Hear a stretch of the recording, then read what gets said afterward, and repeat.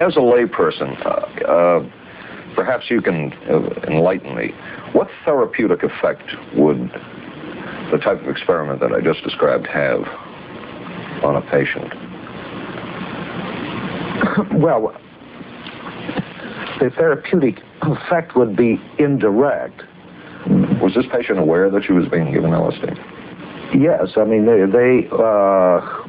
were told that they would be given some medications, and they should have... Specifically LSD? Well, we told them, I don't think that they would have even known what LSD was then at the time. They were told that they were going to they would be given some medication which might make them feel worse. Dr. Monroe, what do you think the Army Chemical Corps was looking for in all of this testing? They were looking for an incapacitating agent, an agent that would not harm the person permanently, but would incapacitate them temporarily. That seemed like a humanistic way to to wage a war, if war is necessary. When James Thornwell was given LSD by Army intelligence in 1961, this time it was no experiment. This time the express purpose was to peel back Thornwell's brain to bear any secret within it. This time the Army had gone operational. Thornwell was an Army private stationed in Orléans, France. Classified documents were reported missing from his unit. Thornwell became a prime suspect. His 2.5-month interrogation included administration of sodium pentothal, hypnosis, isolation, and deprivation of sleep.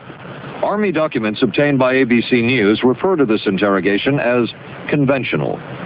Despite this severe questioning, Army intelligence was getting nowhere with Thornwell, and it was decided to slip him LSD. For 16 years, Thornwell never knew what had hit him. It looked like I had craters off in my head, and I could see needles flying by, just big bursts of light just going by and burst. Every time they burst in color, the pain was so excruciating. It felt like somebody was sticking me with 1,000,000 pins, just everywhere. Oh, it's just...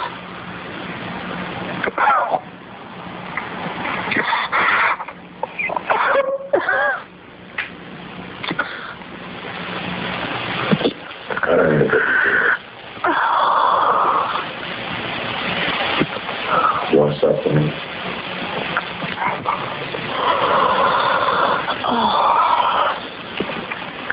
I walked around. What's up? I lived through it. No charges were ever brought by the Army against Thornwell. He was discharged for psychological disorders. But an Army psychiatric evaluation of Thornwell obtained by ABC News, one which was done prior to Thornwell being given LSD, says of him, fairly cooperative, oriented, alert, and gave no evidence of psychosis or depression. Thornwell still has serious problems. He's run through 2 marriages. He maintains he can't hold a job, can't concentrate, has nightmares, and feels socially and emotionally isolated. By far, the most chilling experiments we have uncovered took place at this Gothic estate known as Ravenscrag, halfway up Mount Royal in Montreal.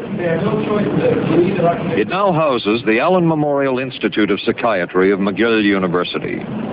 It was here that the CIA funded a series of experiments, severe experiments, the details of which have never been made public. A joint investigation by John Marks and ABC News finds that this was the closest experimentation to brainwashing that has yet been disclosed. The work was done by the Institute's then director, Dr. Ewan Cameron. Val Orlico of Winnipeg, Canada, the wife of a member of the Canadian Parliament, was a patient of Dr. Cameron's. She entered the Allen Memorial Institute because of severe depression. I used to look in the nurse's window to see what was written down on various things on the desk. And I saw my name on a form, and there was a prescription there, and it was for lysergic acid diethylamide 25. And I thought, what in hell is that? So Dr. Cameron came in the morning and administered the drug, and we were off. And then the drug began to take hold very rapidly because it was an IV injection. And things became very furry and very frightening, and had a lot of sensations that it's very difficult to recall. And it seemed to me that it went on for hours and hours and hours. I had several sensations. I was a squirrel in a cage. I was Alice who'd taken the wrong pill and suddenly grown very small, and I couldn't get off the bed, and what was I going to do? How was I going to get a pill that would make me larger again? And at least once, and sometimes 3 times a week, I had these injections for a period of approximately 2 months. And they were very, very frightening. They were very disagreeable. I thought it was all some sort of very different type of treatment, but certainly a helpful treatment for me. I didn't know anything else about it. Nobody explained it to me. Nobody ever asked me if I was willing to do it or anything. He had this feeling that he would be able to get through the resistance of illness and to reach deep changes very quickly. Did he? I don't think that when you look at that in retrospect, the hopes that he had have been in any way fulfilled. But Cameron would plunge on. The next step was what he called psychic driving. This involved almost endless tape-recorded messages and more drugs for the patient. Cameron wrote that this was the way to make direct controlled changes in personality. I thought this was the coldest and most impersonal treatment that anybody could give to anybody in the world. And I became more and more despondent and more angry. I mean, my strongest emotions were hostility and apathy. And I finally began to think, I don't care about anything, nothing matters. I just became so despondent that I thought I can't live like this any longer. The most severe technique Cameron used was de-patterning. He described it as breaking up the existing patterns of behavior by means of intensive electroshock therapy with prolonged periods of sleep. He carried out these experiments in something he called the sleep rooms. People in there were like babies. They cried and they were very disoriented. And we were very afraid of the sleep room. We used to walk very carefully against the side of the corridor that was opposite the sleep room with our backs to the wall when we'd go by. Cameron used this combined sleep electroshock treatment on patients as long as 30 days. One patient he kept asleep for 65 days. Cameron retired, and his successor, Dr. Robert Cleghorn, ordered a follow-up study on the patients treated with Cameron's de-patterning method. It showed that it was no more beneficial in its result than the use of more conservative methods. But the follow-up study showed that 60% of those who had been de-patterned still had amnesia for periods of anywhere from 6 months to 10 years. That's quite a memory loss, isn't it? That is a memory loss. Indeed it is. It's I think, more than desirable. In retrospect, does Dr. Cameron's experimentation and his treatment appear harsh? I would say yes. This forceful type of approach as I was describing to you, it is definitely, it can be said that it's harsh.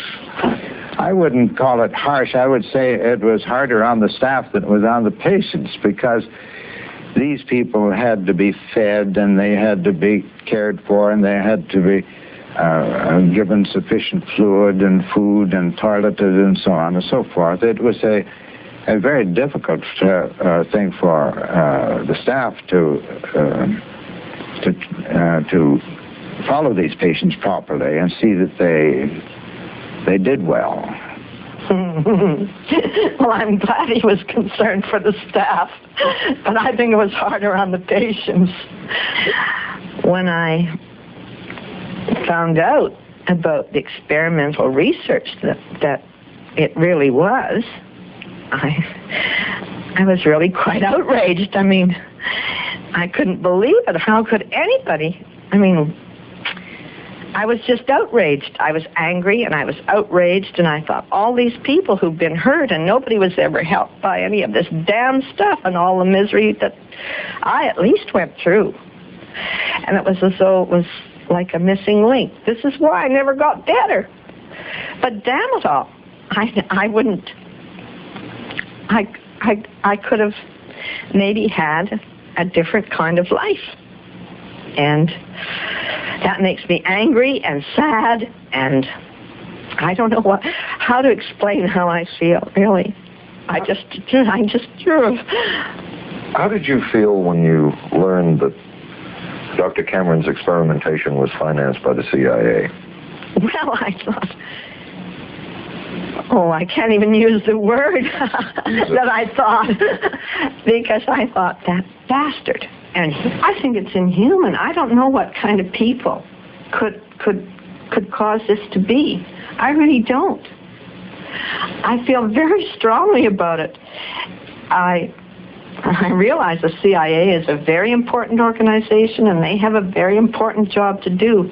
But God, it surely doesn't have to be done on people who are totally incapable of knowing what's happening or having any defense against it. And I can't imagine the mentality of people who would do this. I just can't. As for Dr. Cameron, he died in 1966 while mountain climbing. A colleague wrote of Cameron, "For him, the ends justified the means. And when one is dealing with the waste of human potential, it is easy to adopt this stance." Dr. Cameron seemed ideally suited for what the CIA had in mind. Normally conditioned American who's been trained to kill and then to have no memory of having killed. His brain has not only been washed, as they say, it has been dry cleaned. The Manchurian Candidate, a programmed robot American assassin created by the communists. Was it possible? It was the Cold War, and especially the trial of Joseph Cardinal Mindszenty, who was forced to testify in a Hungarian court that he was a spy. And then later, the Korean War, with the coerced and mainly fraudulent confessions of American servicemen. My examination took place on the... That would spark intense interest in intelligence circles about brainwashing. John Gittinger, former chief psychologist for the CIA. There was widespread anxiety in the armed forces and in the higher government level that somebody was really developing some kinds of techniques that were being used to get people to perform in certain ways. And therefore, there began to be quite a concerted effort to try to see if we couldn't get a better handle on just what the process of brainwashing was. The CIA secretly commissioned a study of Chinese and Russian methods at the Cornell University Medical Center. The leader of that study was Dr. Lawrence Hinkle, who had been observing Soviet methods back to the Stalin purges and the Russian show trials. What were the Soviet methods of breaking an individual? You're detained. You're detained, however, in fact, totally detained, absolutely isolated from everyone else, with one man whose job it is to get you to write the extent to which you are a criminal. In this setting, you can get people to do most anything, do you see? Because you don't have to lay a hand on them. You can use anxiety, you can use isolation, you can keep them awake, and by the time you get through and you go up before the judge, the fellow says, "Were you a spy?" He says, "Yes, I was a spy." Well, the purpose of the Cornell study was to find out about communist brainwashing techniques. CIA documents indicate that the agency was interested in developing mind control methods of its own. Another CIA-sponsored study at Cornell was designed to test ways to control nationalist Chinese living in this country. What were you looking for? What did you find? All right, well, I'll tell you about that. Our friends in the Central Intelligence Agency were interested in having some Chinese nationals tested with these tests, while at the same time examined by a group of psychiatrists and sociologists and psychologists. Well, the agency's perception of the work you were doing, in CIA documents we have examined, it says that the project that was being done here they intended to use everything learned about the new agents to induce them to, quote, to perform acts of a complex, purposeful nature. Yeah, but that was the never effects done. of which may be out of keeping with the individual's That previous sort of behavior. thing was never done. Those people were not, that was, when they first came here, the first people they sent up to see us, you see, were operational type people from the CIA with some other wild ideas. Documents clearly show that the CIA was attempting to develop agents over whom they had as much control as possible. Agents who would perform tasks contrary to their own good. Who were lost on the patrol. Can you recall what happened to them? Yes, sir. It was a very clear action for a night action. Is a Manchurian candidate, controlled by others to do things against his will, possible? It was a remarkable film because, as far as I'm concerned, it made something totally impossible seem absolutely credible. That sort of thing always struck me as more science fiction than fact. I would say the answer is yes, but there are many qualifications to that. Dr. Milton Klein, a psychologist, a clinical and experimental hypnotist, and unpaid consultant to the CIA. The qualifications would be the subject selected to produce the kind of behavior that you wish, the amount of time, the procedures that are utilized, and the motivations of the people who are designing, executing, and administering the procedures. You're asking whether an individual can be, under hypnosis, influenced, coerced, persuaded, shaped to perform an antisocial act, or a destructive act, or an act of violence. My answer would be yes. Captain Marco, will you be good enough to lend Raymond your pistol, please? Yes, ma'am.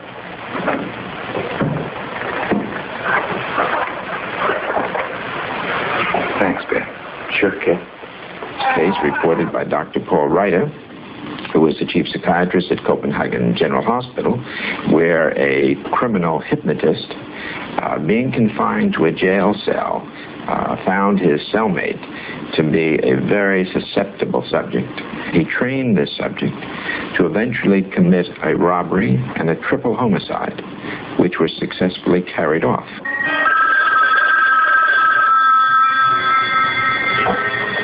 Raymond. Yes, sir. Can you see the Red Queen? Yes, sir. Good. 1 week from next Saturday, you will be called for... How valuable a tool can hypnosis be in the intelligence field? None whatsoever. It has absolutely no use because nobody's ever been able to do that I know of, do it in an operationally feasible way. I'm not in any way saying that hypnosis doesn't take place. I'm not saying there's nothing to it. I've confirmed from both CIA documents and interviews that from 1960 to 1963, James Angleton in the counterintelligence part of the CIA was very interested in hypnosis and indeed was carrying out operational experiments. The counterintelligence men thought it might be possible to make a breakthrough in the whole clandestine business, and they thought that hypnosis offered a great deal of promise. I would say that most government agencies concerned with intelligence operations have been looking to hypnosis as a tool for a variety of purposes, one of which is to carry out and to execute certain intelligence operations on a basis where they would not have to rely completely on some of their own emotional reactions. Actually, Would that entail murder? It could, if you consider that an act of killing someone under circumstances of war is murder. I think one has to define what that means. Under circumstances of peace. Under circumstances of peace, it would be murder. Another former CIA agent says that potential targets of a possible Manchurian candidate were considered. One of the targets was Fidel Castro. The agent did not wish to be filmed or recorded. His remarks are read by someone else. Castro was naturally our discussion point. Could you get somebody gung-ho enough that they would go in and get him? But it was decided that a Manchurian candidate was not feasible. Is predictable absolute control of an individual possible? I would say no. Predictable absolute control of an individual in any way, under any condition, is not absolutely so. Is that clear? While the Manchurian Candidate may not have been feasible, the search would continue for ways to predict and manipulate human behavior, and some would be successful.